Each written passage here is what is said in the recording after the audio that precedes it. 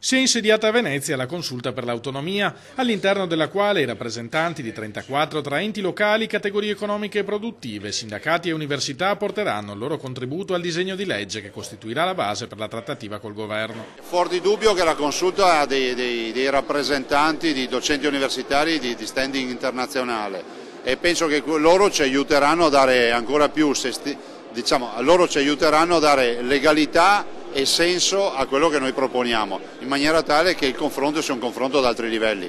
Se andare a trattare significa darsi pacchi sulle spalle, noi non firmeremo mai ovviamente l'intesa. Il 9 novembre il Veneto non sarà presente quando a Roma si insedierà al tavolo delle trattative.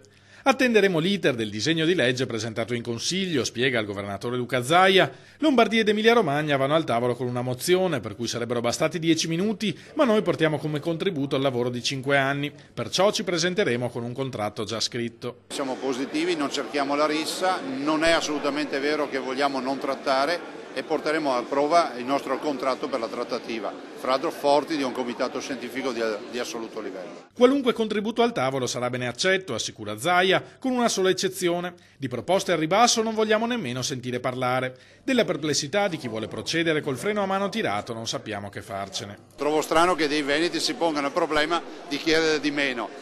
Sono talmente perplessi che non si chiedono per quale motivo il Trentino-Alto Adige a 9 decimi delle tasse e addirittura la Sicilia a 10 decimi delle tasse. Vuol dire che non esce neanche uno spillo dalla Sicilia.